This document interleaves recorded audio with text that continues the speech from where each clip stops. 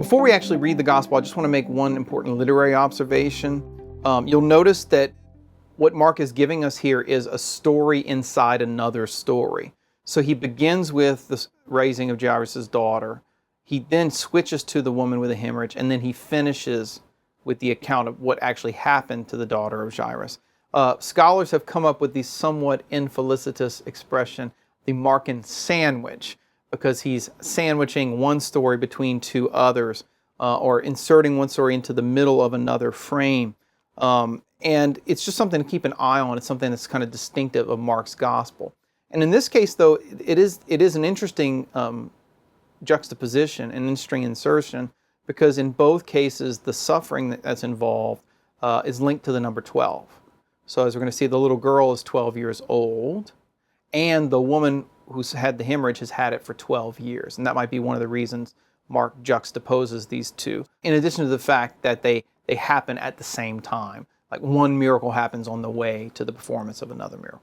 So just with that literary observation of the Markan sandwich in mind, let's read the gospel for today. When Jesus had crossed again in the boat to the other side, a great crowd gathered about him, and he was beside the sea. Then came one of the rulers of the synagogue, Jairus by name, and seeing him, he fell at his feet and besought him, saying, "My little daughter is at the point of death. Come and lay your hands on her, that she may be made well and live." And he went with him. And a great crowd followed him and thronged about him.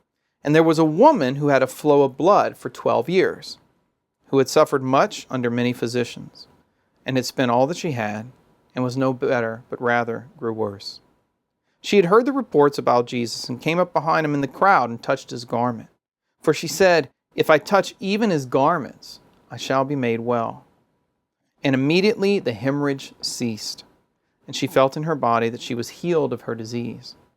And Jesus, perceiving in himself that power had gone forth from him, immediately turned about in the crowd and said, "Who touched my garments?" And his disciples said to him, "You see the crowd pressing around you, and yet you say, 'Who touched me?'" And he looked around to see who had done it. But the woman, knowing what had been done to her, came in fear and trembling and fell down before him and told him the whole truth. And he said to her, "Daughter, your faith has made you well. Go in peace and be healed of your disease." Now while he was still speaking, there came from the ruler's house some who said, "Your daughter is dead. Why trouble the teacher any further?"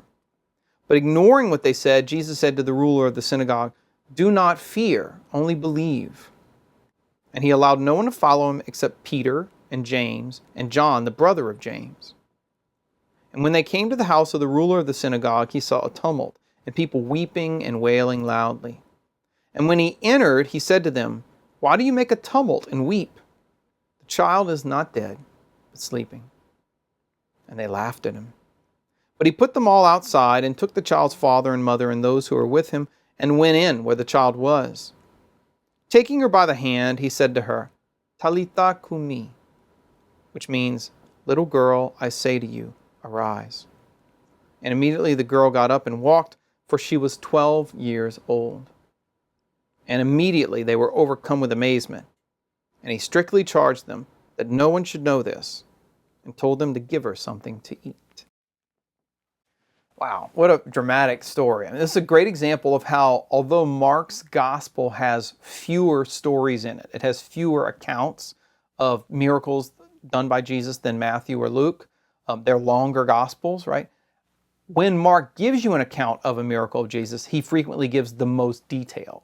So he has fewer episodes, but longer and more detailed accounts of the miracles. And we see that here with the twofold miracle of the raising of Jairus' daughter and the healing of the woman with a hemorrhage. If you compare these accounts to Matthew and Luke's, theirs are shorter, they're more brief, they're less detailed. Mark has a lot more detail. So let's go through them together, because there's a lot going on in these two episodes. First, let's look at the beginning of the sandwich here, the beginning of the account of Jairus' daughter here. So what we see here is that Jairus is a ruler of a synagogue. So what's a ruler of the synagogue? Well, a synagogue in the first century AD was a gathering place for prayer and the reading of the scriptures. That's literally what synagogue means, a place where people are gathered together, an assembly house, so to speak. And they were frequently funded by wealthy Jewish individuals who would be elite members of the society, or esteemed members of the society, I should say, who would fund the synagogue, and the synagogues would sometimes be in their own houses, like in the courtyard of a house. And so these people would sometimes be called the ruler of the synagogue or the leader of the synagogue, and they were men of prominence. So in this case, Jairus is the ruler of the synagogue. He's a very prominent man, would have been well respected in the community. But he has a problem. He has a daughter who is very ill, who's terminally ill, who's on the point of death. And so he comes to Jesus, and when he sees him, notice, despite his status in the community, what does he do before Jesus? He expresses humility by falling at Jesus' feet and says, "My little daughter is at the point of death. Come and lay your hands on her so she may be made well and live." So both humility and faith are expressed by this father in the face of the imminent death of his daughter, right? He's desperate. He's experiencing what every parent dreads, which is the illness and potential death of a child. It's really common these days for people to recognize that lots of bad things can happen to us in our lives, lots of tragedies, but one of the worst is the death of a child, right? It's just something that I can say as a parent personally, I can't even really fathom losing one of my children. To have a child who's sick and suffering is a very heavy cross to carry. So this leader of the community who would be real well respected, probably is very wealthy, he has this heavy cross of having a sick child, a child who's on the point of death. And so he's desperate. He falls before Jesus. He begs Jesus, "Come, lay your hands on her that she may be made well." And so Jesus begins to come to his house. And on the way, another miracle takes place. A woman who has a hemorrhage, a flow of blood, for 12 years also tries to touch Jesus so that she can be healed. This woman with a hemorrhage is an interesting case because although Mark does not tell us exactly what is the nature of her malady, like what kind of flow of blood is she having, what is clear is that if she would have had a perpetual flow of blood, some kind of hemorrhaging for that long a period of time, it would have rendered her in the 1st century AD, under the law of Moses, ritually impure. In other words, she would not have been able to go into the temple to worship God. It would have excluded her from ritual worship. We know this because in the Old Testament, like in the book of Leviticus chapter 15, for example, it tells us that any woman who has a flow of blood, whether it would be a monthly flow of blood due to menstruation or some other kind of malady, or in fact, any man who had it, if he had leprosy, for example, and he had open sores that were constantly bleeding, it would render them impure so that they couldn't bring their bodies, they couldn't bring themselves into the presence of God in order to worship him. Now, I could do a whole video just on why that was the case. It would take a little while to walk through that in the book of Leviticus. But the basic principle behind it is, if you look at the Old Testament, any manifestation of death or decay or a loss of life, whether it be the loss of blood or the loss of seed, a loss of semen, or the loss of blood associated with a pregnancy, childbirth, all those things would render a person unable to enter into God's presence because you couldn't bring human death, human decay, like leprosy, into the presence of God in the tabernacle. There was a ritual separation of those things. So this would have meant not just a lot of physical suffering for this woman, but also spiritual suffering, right? Social isolation, cultic or liturgical isolation from the worshiping community of God. This would have been a heavy burden to carry. And it says that she's done everything she can to try to seek healing. It says that she had suffered much under many physicians, spent all she had, and was not better, but rather grew worse. And no offense to the doctors out there, but this is something that can happen with people. If they're in an illness that can't be explained or can't be healed, they can spend all their money trying to find a cure. And yet, sometimes the cures are worse than the disease. Sometimes medicines can have side effects that can be debilitating in themselves. And this was certainly the case in the 1st century AD with primitive medicine and whatnot. So this woman has not just suffered from her illness, she's also suffered at the hands of the doctors. And she's just getting worse and worse and worse. So what we have here is another situation of desperation. Jairus is desperate for the healing of his daughter. This woman is desperate to be healed. And in the context of that desperation and long suffering, what does she do? She's heard about Jesus, and she believes that if she can just get up to him and just touch his garments, she'll be made well. Now, what does this express? Once again, it expresses her faith. And I think it's pretty remarkable here that she doesn't even think that Jesus has to say anything. She believes that he's so holy, that his holiness itself is, in a sense, contagious. That if she can just touch his clothing, she will be made well.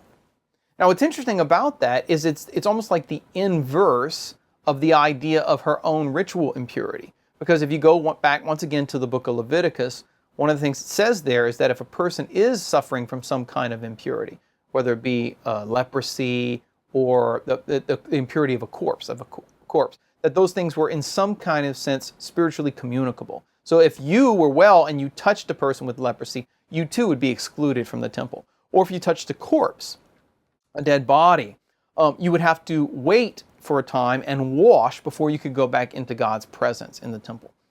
It wasn't a moral impurity. It wasn't seen as like a sin for which you were culpable, but it was a kind of ritual impurity due to contact with decay, sickness, suffering, and death. In any case, what's fascinating here is that she does not think that Jesus will be made impure by her touching him.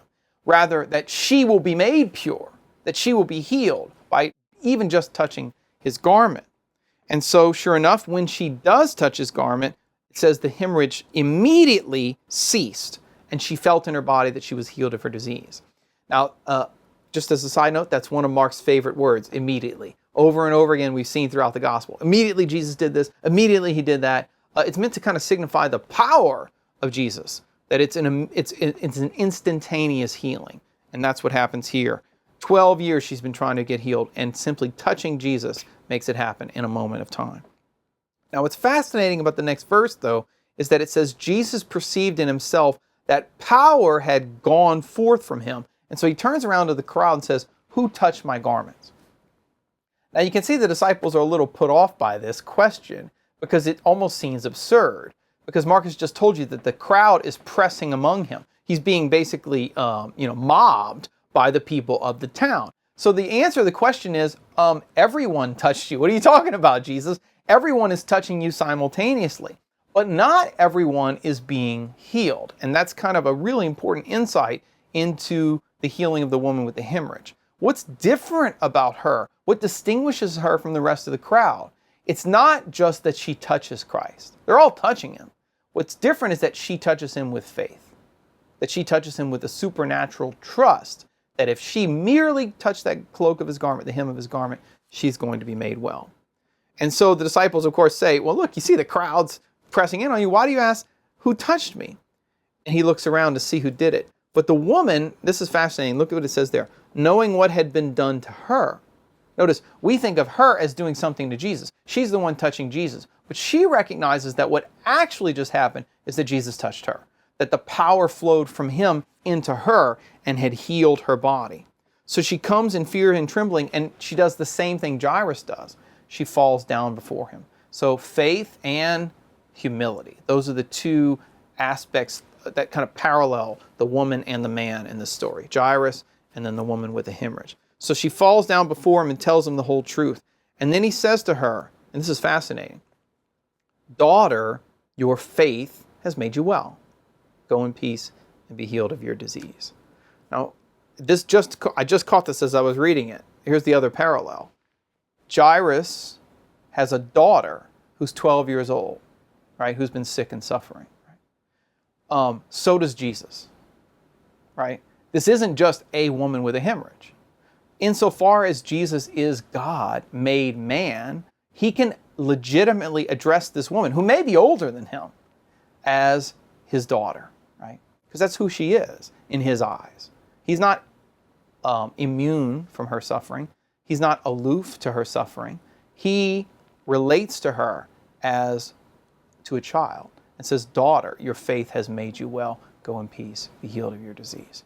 So it's beautiful parallels going on here between these two stories. And I don't think they're just at the literary level. I mean, I think that this is happening at the historical level, that these two miracles are juxtaposed by God in the history of salvation because they're meant to mutually illuminate one another.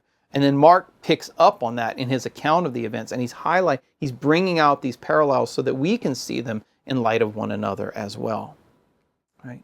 Now, with that said, it then moves on to it picks up again, I should say, with the account of the healing of Jairus' daughter. And this is that Markan sandwich. It moves back to the initial frame of that story.